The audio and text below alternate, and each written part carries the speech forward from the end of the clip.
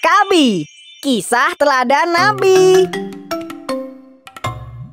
Wah, yuk dukung Kabi dengan menekan tombol subscribe. Jangan lupa bunyikan tanda lonceng untuk notifikasi. Selamat menonton. Kisah Nabi Yunus alaihissalam ditelan ikan paus. Usia bumi semakin tua dan jumlah manusia pun terus bertambah. Dari masa ke masa, Allah terus mengutus para nabi serta rasul untuk membimbing manusia. Namun, godaan dari iblis juga tidak pernah berhenti, membuat manusia terus-menerus jatuh dalam dosa. Sama seperti yang terjadi pada penduduk kota Ninawa ini, mereka berpaling dari Allah dan menyembah berhala. Mereka menciptakan patung-patung berhala itu dalam berbagai wujud. Mereka mengikuti ajaran nenek moyang dan meneruskannya lagi ke anak cucu. Ingatlah anak-anakku, tidak ada pencipta dan pelindung yang lebih hebat daripada dewa kita ini. Ajaran ini semakin lama semakin melekat, hingga tidak ada lagi orang yang beriman kepada Allah Subhanahu wa Ta'ala. Nabi Yunus alaihissalam lahir di tengah-tengah kaum penyembah berhala ini. Namun, hal itu tidak membuatnya terjerumus dalam dosa. Dia tetap memegang teguh iman kepada Allah sesuai dengan ajaran para nabi terdahulu. Allah lantas mengangkat Nabi Yunus sebagai utusannya. Tugas Nabi Yunus adalah mengingatkan umatnya dan mengajak mereka untuk kembali beriman kepada Allah. Sama seperti kebanyakan kaum durhaka lainnya, penduduk Ninawa pun menolak dakwah Nabi Yunus. Banyak yang mengaku sebagai utusan Tuhan, namun semuanya pembohong. Apakah benar Tuhan yang kau sembah itu ada? Jika engkau tidak bisa menunjukkan wujudnya, bagaimana kami bisa percaya? Nabi Yunus mengingatkan kaumnya akan hari kiamat yang pasti akan datang. Dan neraka yang begitu mengerikan akan menjadi tempat bagi orang-orang yang penuh dengan dosa. Sedangkan bagi mereka yang beriman, Allah akan mengangkatnya ke surga. Namun, semua ancaman dan janji indah ini tidak bisa menggoyahkan kepercayaan penduduk Ninawa. Selama beberapa waktu, Nabi Yunus terus berdakwah. Namun, kaumnya selalu saja menentang. Keadaan ini membuat Nabi Yunus sedih dan kecewa. Nabi Yunus berdoa kepada Allah dan memohon petunjuk. Apa yang harus dilakukan untuk menyadarkan penduduk Ninawa ini? Namun, sebelum Allah menurunkan wahyu, Nabi Yunus telah memutuskan lebih dulu. Dia pergi meninggalkan kaumnya. Nabi Yunus berjalan menuju ke pantai. Dia mencari sebuah kapal penumpang dan berniat pergi ke tempat lain. Kala itu, matahari sudah hampir terbenam, dan Nabi Yunus masih bimbang. Apakah langkah yang dia ambil ini tepat? Namun, ketika mengingat kembali perilaku kaumnya yang kejam, Nabi Yunus kembali marah. Dia pun memutuskan naik ke sebuah kapal yang akan berlayar ke negara lain. Nabi Yunus bergabung bersama para penumpang lainnya. Mereka semua saling berbincang. Hanya Nabi Yunus saja yang memutuskan untuk menyendiri. Tiba-tiba saja, angin bertiup dengan kencang. Langit malam yang gelap mulai dihiasi kilatan-kilatan petir, disertai dengan gemuruh yang menggelegar. Badai akan segera datang. Badai mengamuk dengan ganas, membuat kapal terombang-ambing. Para penumpang mulai panik ketika melihat air mulai membanjiri lambung kapal. Kapten, kapal kita mulai tenggelam. Buang barang-barang yang paling berat. Semua awak kapal langsung bergerak. Mereka membuang barang bawaan ke laut untuk mengurangi beban. Meskipun semua barang sudah dibuang, kapal tetap saja terombang-ambing dan hampir tenggelam, seolah beban yang dibawanya masih terlalu berat. Bagaimana ini, Kapten?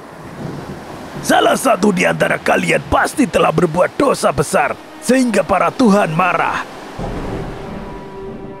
Nakoda pun memerintahkan anak buahnya untuk membuat undian. Setelah undian itu jadi, Nakoda berkata, Sesuai tradisi, untuk meredakan amarah laut, salah satu penumpang harus dikorbankan. Buang saja para budak. Buat apa harus diundi? Bagi yang namanya terpilih, dialah yang akan dibuang ke laut.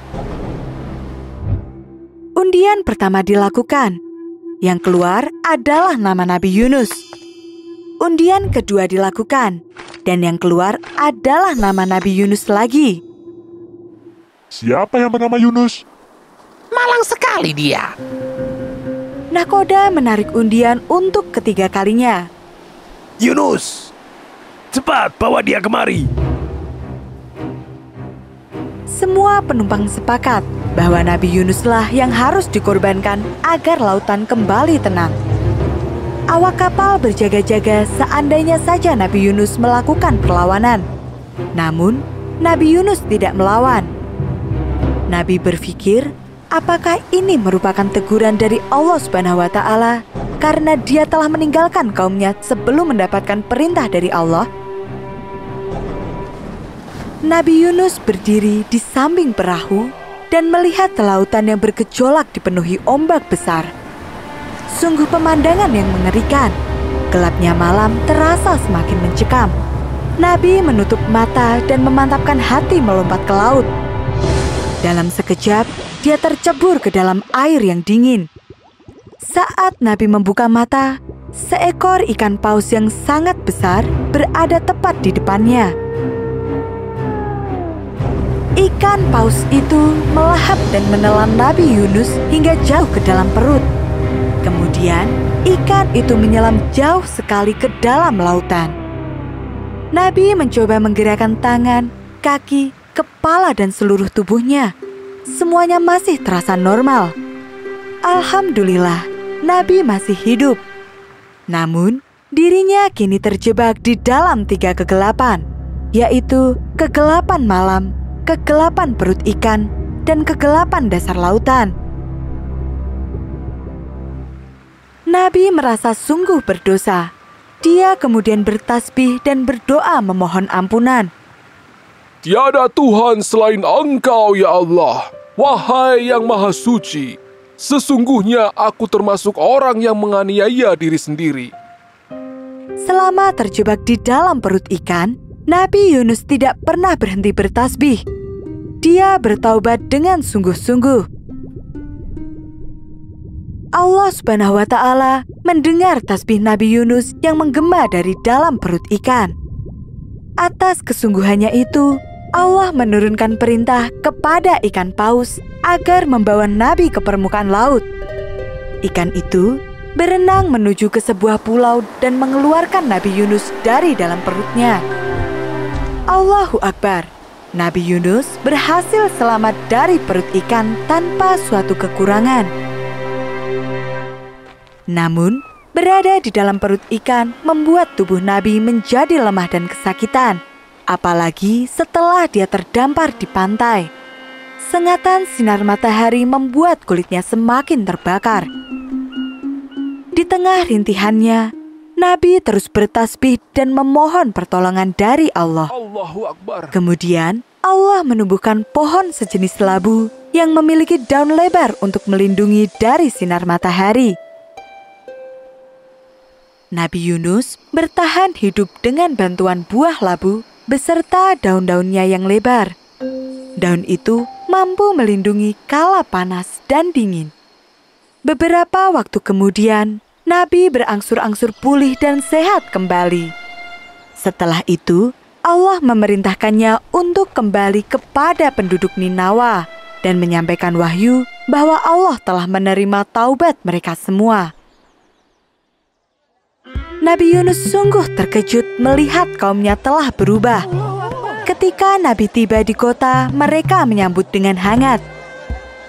Kami takut akan azab dari Allah akan segera datang ketika engkau pergi meninggalkan kami.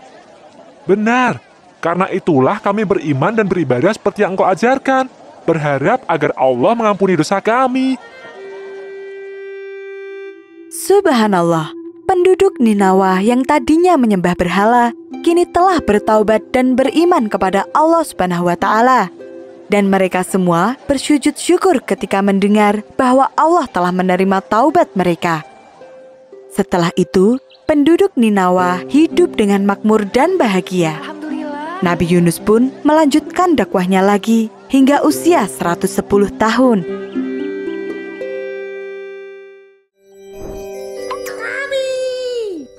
Membaca adalah jendela ilmu. Kabi memiliki ratusan kisah seru. Ada seri fiksi Muslim, ada juga seri Abu Nawas, dan kisah inspirasi lainnya. Kita baca kisah Abu Nawas yuk! Kabi menggunakan bahasa yang pendek dan mudah dimengerti untuk anak-anak. Kabi juga dilengkapi dengan ilustrasi yang menarik, sehingga anak tertarik untuk terus membaca. Tandai cerita favorit di sini, atau tandai sebagai bookmark untuk kisah-kisah yang penting. Kabi juga punya banyak sekali kisah inspirasi lainnya. Pilih judulnya, baca ceritanya, dan pahami maknanya. Lihat pada gambar untuk membantu menyempurnakan imajinasi. Yuk, download aplikasinya di Google Play Store atau App Store.